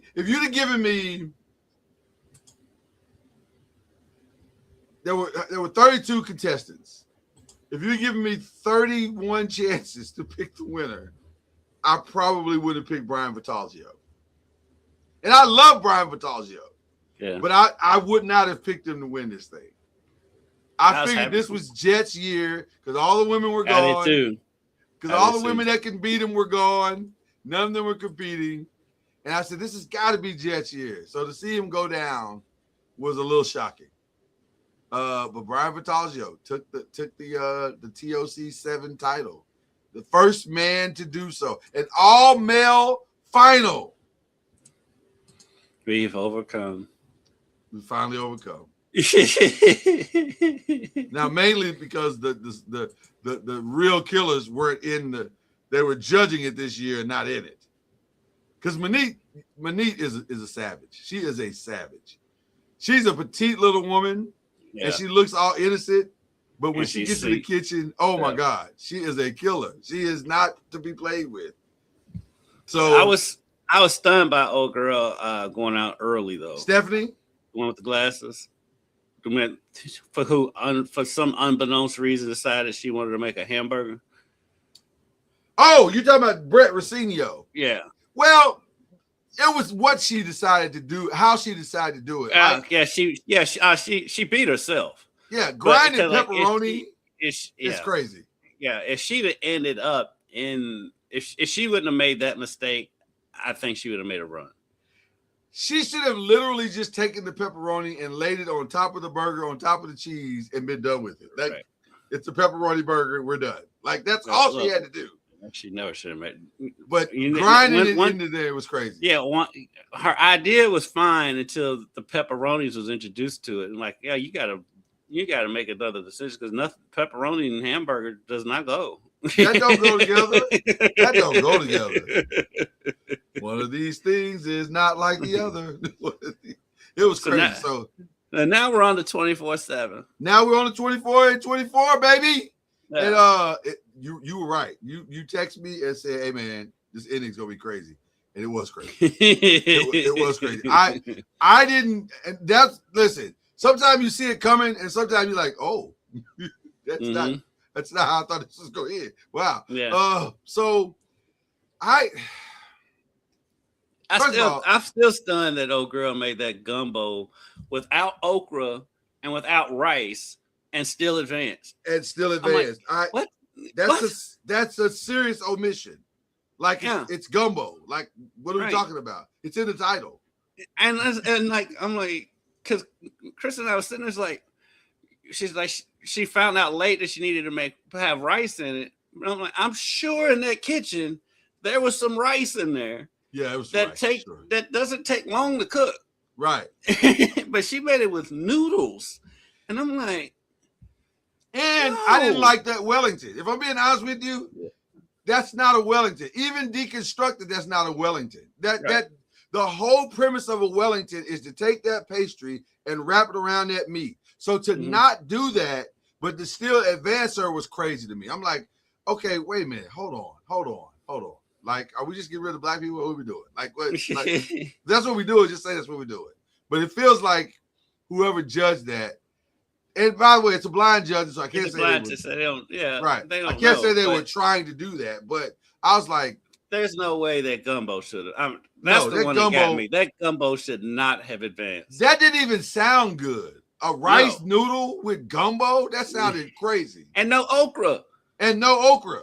And I don't even like okra. And I don't even like okra. Me but neither, I know gumbo.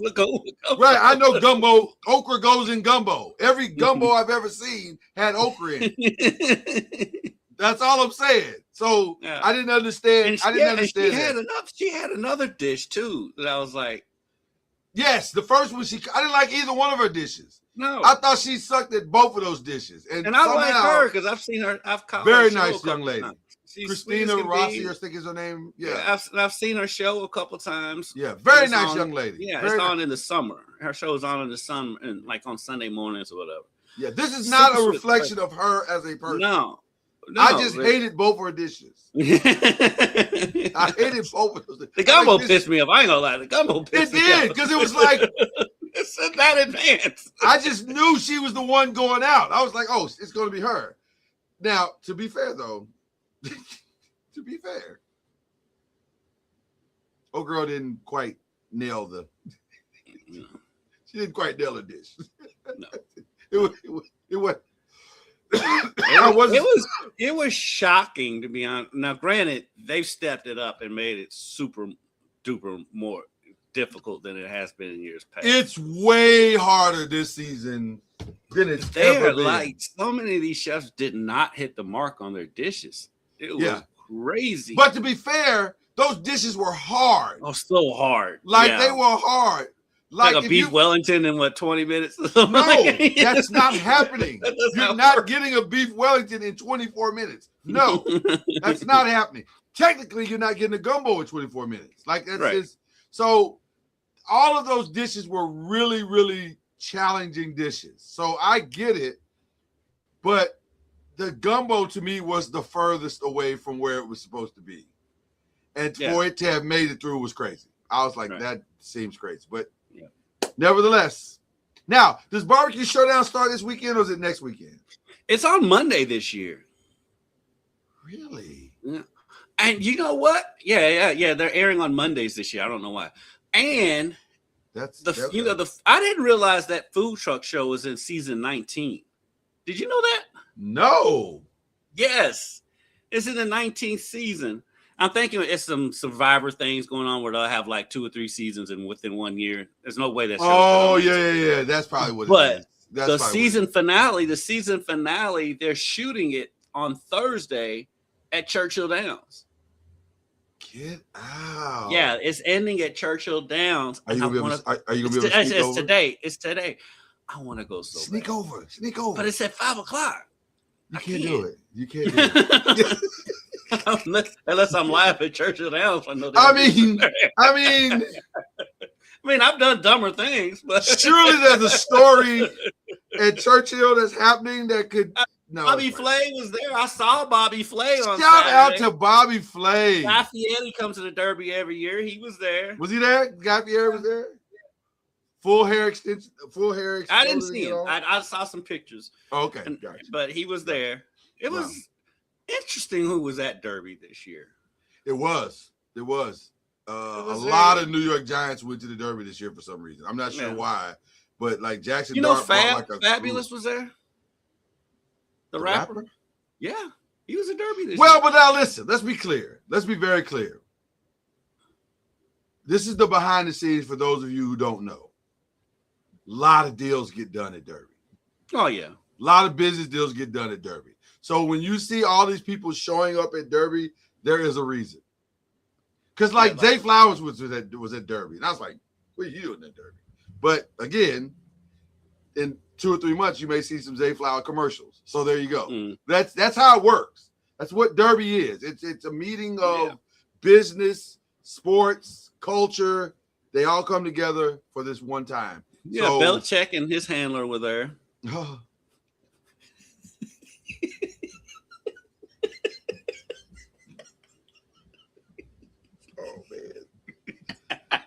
Oh boy, that escalated quickly. I didn't see that. I didn't see that coming at all. Man, that was like a They were there.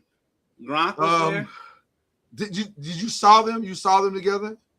There's been pictures everywhere. ESPN. Oh, you saw the pictures. Okay, I was just wondering live.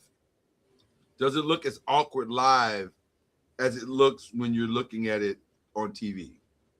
It looks really awkward. Well, he looks awkward no matter what. Let's see. Speaking of awkward. Jalen Ramsey was there. Really? Well, again, deals get done. Speaking of awkward things that are done in New England, everything. How do we stop this Diana Rossini story? How do we stop it? We don't. Because at this point, it's so far out of control. And it's been so far beyond me caring anymore for a while, but yet they keep forcing us to. Yeah, it's like coming out. You know what? I feel so bad for her husband. I do too. Because he met that woman on GP, and he was like, "This is the love of my life. This is the woman I want to build a family with." And she out here building families with other folk, like. Yeah, the latest stuff with the boat. I wonder. Can you get a birth certificate on open records? You're supposed to be able to do that, right? You can get a birth certificate on open records. I mean, all this is setting up for a great episode of Maury Povich. I'd watch. Yeah, I mean, he's got that new ghetto ass show coming on BET now. I'm not gonna lie to you. I'd watch that. Mike and Diana, and seeing her run off the stage no matter what. Like, I'm here for that. Matter of fact, I really don't even want that on BET. That is so much an ABC moment because it needs to be on in front of as many eyeballs as we possibly can. Like, and I don't even want Maury to do it. I want Robin Roberts to do it. Because she'll do it with a little bit of, like. But she can do the build up, the storytelling of it. But you have to have Maury. You want Maury to give the final. You have to have Maury read the envelope. You know what's gonna be funny though? I want to see the kid because if he looks like him, then it's like, what are we doing? Like we don't, because he's got very distinguishing features. Right. Listen, this should be really obvious if Mike Vrabel Feels is the like father. he probably has some dominant genes in there. Even though she's got some dominant genes, because she's Italian, so she's. If this kid has like a fat old like neck chin and a thick neck, it's his kid. Yeah, right. It's his kid. You don't have to guess. You don't have to guess. Okay, I got to get to my favorite story before we get out of here. My favorite story of the week by far. And it's also my first shout out. Shout out to Stephon Diggs for standing on business. I don't know if you want to go fight on that hill.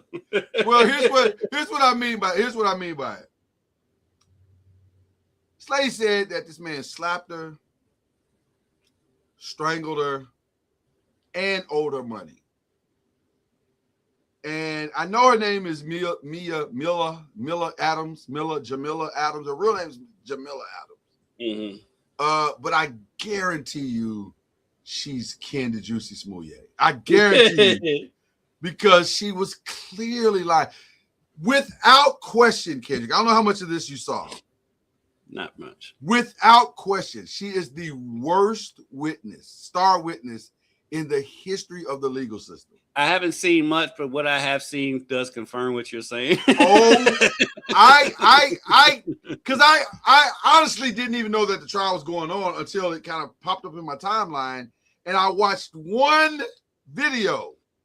The video was like 2 minutes and 30 seconds, and in that 2 minutes and 30 seconds, I was like, "Oh boy, you're gonna lose this spectacularly."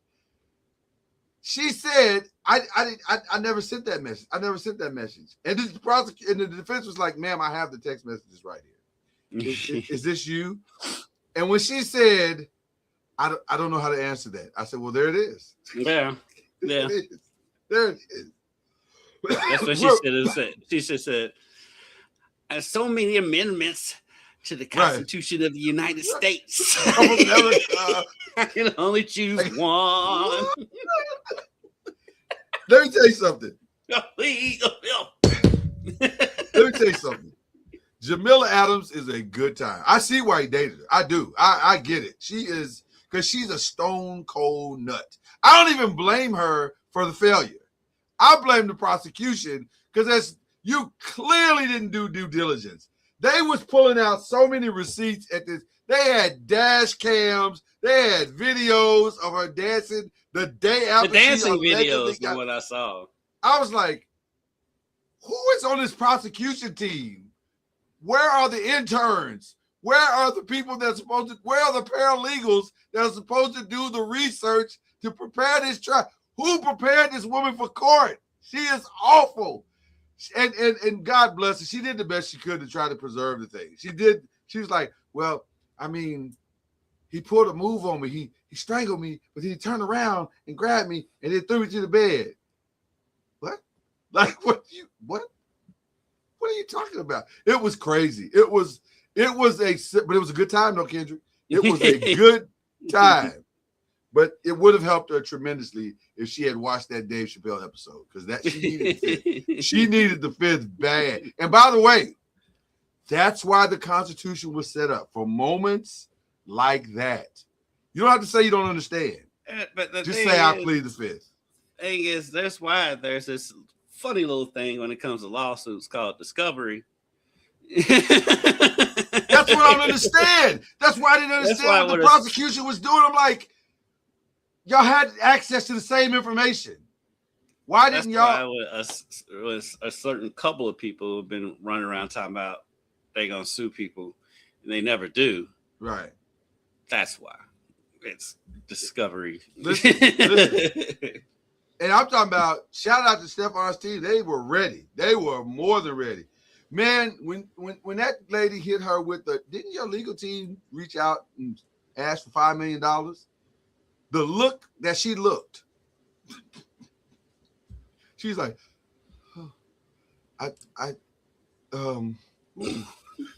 she might as well have done this. Woo. It's hot in here. I thoroughly enjoyed it. It was a fun time. The fastest I've ever seen a jury in an assault case come back with a verdict. Bro, I saw the video, and then 2 seconds later, I saw the verdict. Yeah, it took them, and I think it would have happened even faster than that. But I think there's a little bit of a walk from the jury box to the room, and then you got to fill out the paperwork. But I'm sure the majority of the time was done. They had made up their mind in the jury box. I'm sure they did a straw poll. Was like, y'all, we all know she's guilty, right? Because we can beat traffic at this point. We can all beat traffic. Yeah, we can get home. We can they were home before 4 o'clock. Yeah. We can get home in time to watch our stories.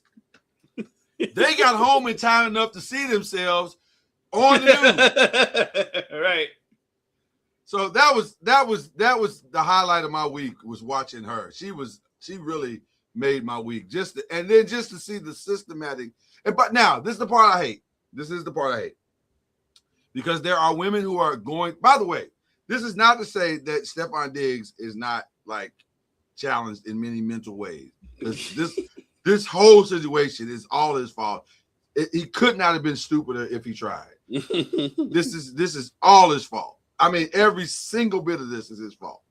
But having said that, I hate that this makes it harder for the next woman to be believed. Yeah, who's telling the absolute truth. I do believe things got weird in that room. I do believe that. I don't think he strangled her and choked her and all that foolishness. But I do think things got weird when he said, I won't be with you no more, and I'm not going to pay you. Mm-hmm. So, but boy, she could not hold that lie together at all. It was rough. I felt bad. Yeah, but for him, though, I mean, it's common sense. You can't be messing around with somebody you paying. You can't mess around with your employee. You can't. No. You can't. Although it appears he's doing that with the several women on the staff. But, but I really wanted, I'll close with this. The only thing that was missing was, God rest his soul, but Tommy and Martin and Cole running up behind her going, keep the line alive! That would have taken it to a whole nother level if somebody would just yell that out in the room. But she tried it. I mean, she definitely tried it. I got to give her points for trying it. She did try it. But it seems like she would have had a better chance if she had just said sexual harassment, because at the end of the day, he was her boss. She would have won a sexual harassment case. As crazy as this all sounds, well, I don't know, because it was mutual. They were dating. They dated for like 4 years before he hired her. Oh, so that's different. I didn't know that. So I don't. This just was bad. I blame, number one blame is the prosecution. There's no way you looked at this case and was like, we can win this. There's no way you met with her in real time, heard her testimony, and was like, oh, we got a lock solid case. She's a stone cold nut. She is a loon. God bless her, but so is he. Well, yeah, without question. Without question. This is all, Stephon, I'm looking at you now. This is all your fault. You brought all this on yourself.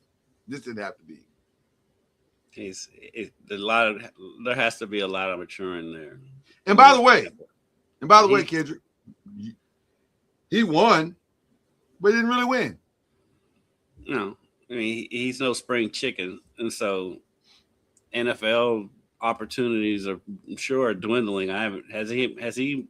No, he'll start to get some looks now. Yeah, he'll start to get some looks now. Yeah, now that it's over with, and the fact that he won in spectacular fashion because she made a fool out of herself might help him land on one more team, but it will not get him another paycheck. He's going to have to take a pay cut. He knows it. I think he knows. Oh yeah, his that, right? Well, I don't think he got big money to go to Buffalo in the first place.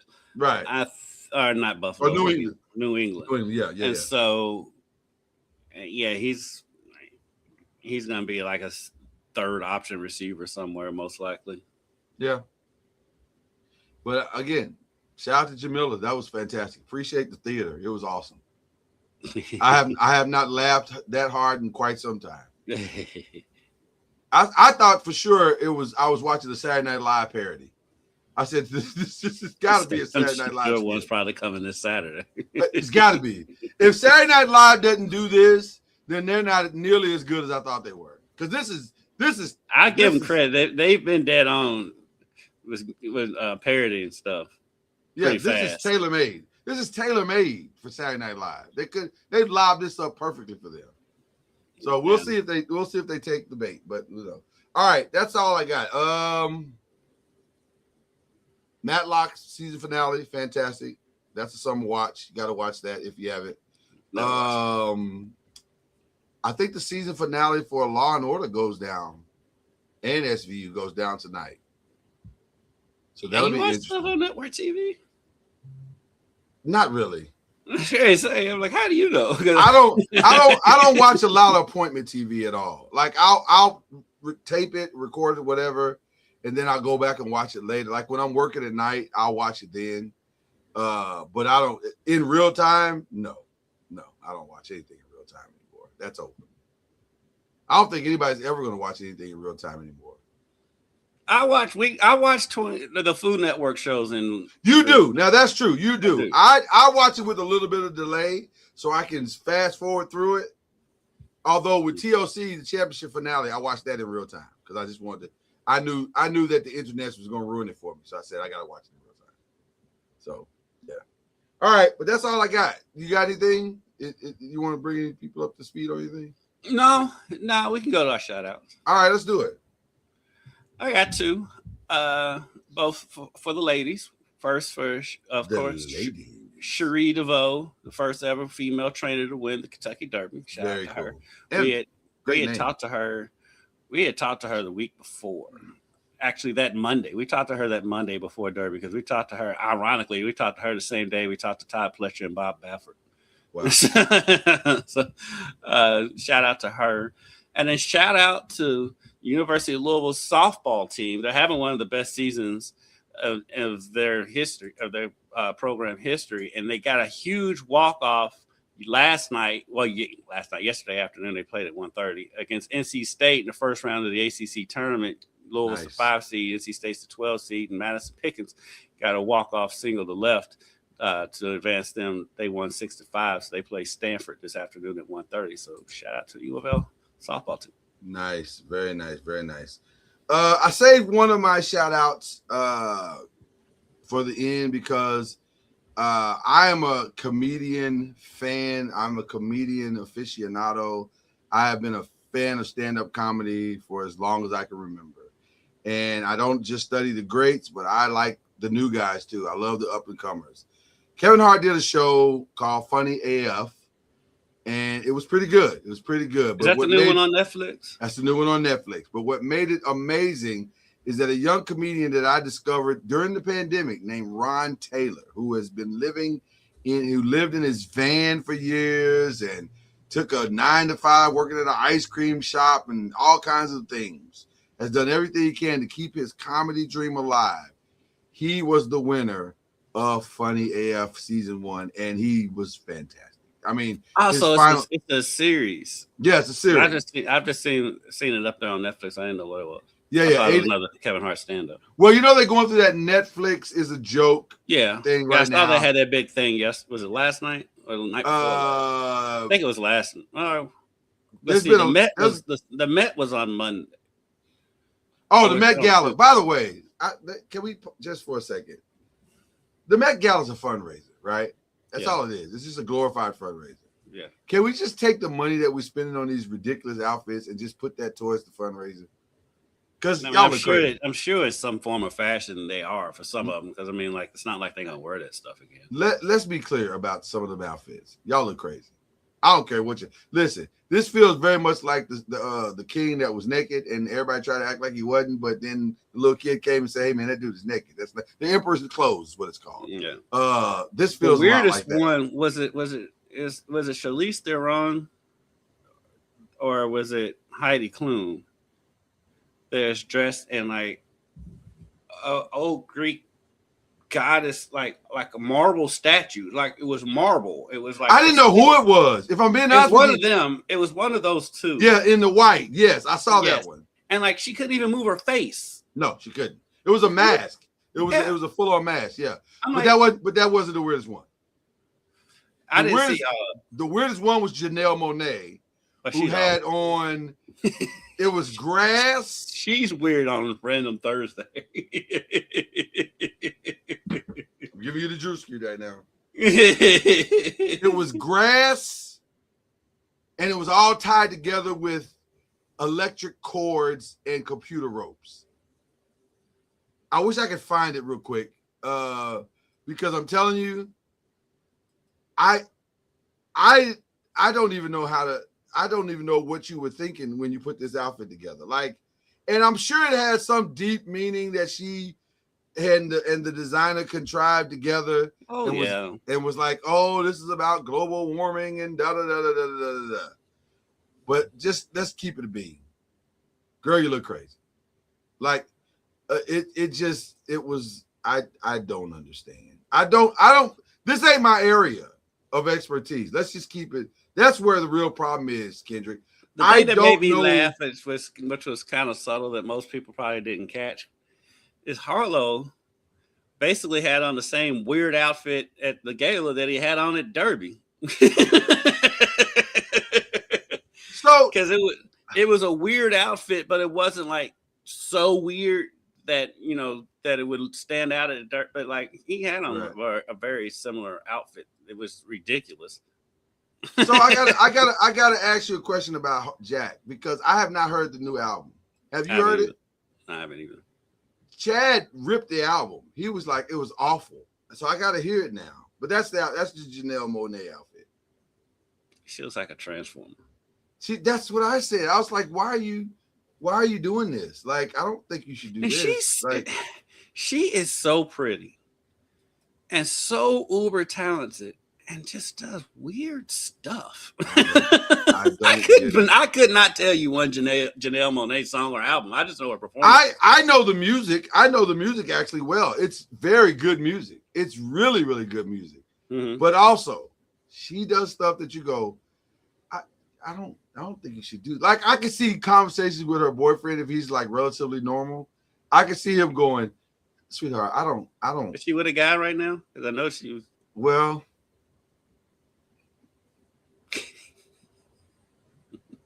So my shout out is don't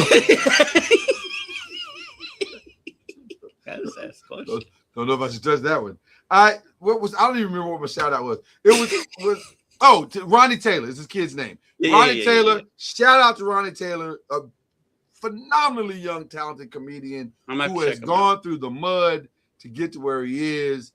And it was so cool to watch all of his fellow comedians tributing him on Instagram and other platforms, because he really has worked hard to get to where he is. And I mean, to live in your van because you love your dream so much, you're trying to keep it alive. And he's just a good guy, man. I'm a fan. Now, Ronnie, don't muck this up. Like, don't let fame destroy this for you. So whatever stuff you got to clean up in your life, clean that up, get the hanger-ons off, clean up your family stuff. And because they're giving him a Netflix special. Oh, good. So that's the winner. The winner gets a Netflix special. So once that is emerged, you're in the game. You are squarely in the game at this point. So I'll have to check it out. Yeah, but I like Ronnie. I like Ron. He's a good kid, and he deserved it. He worked his behind off to win this thing. I'm gonna be honest with you, I didn't think he was gonna win, because there was another guy that was like burst out the gate from the beginning, was dominant throughout the entire thing. And then right at the day of the finale, Ron just, put together a solid set. And it was fantastic. So there it is. So that's my shout out. I want to give that young man his due. We out of here. I hope you enjoy your weekend. More NBA basketball going down this weekend. I don't know what else is going down this weekend. UFL, I guess, is going down this weekend. Find you something. Have you seen Michael? You ain't had time to go see Michael. No. Yeah, I was gonna say you haven't had time to go see that. Are you gonna go see Michael?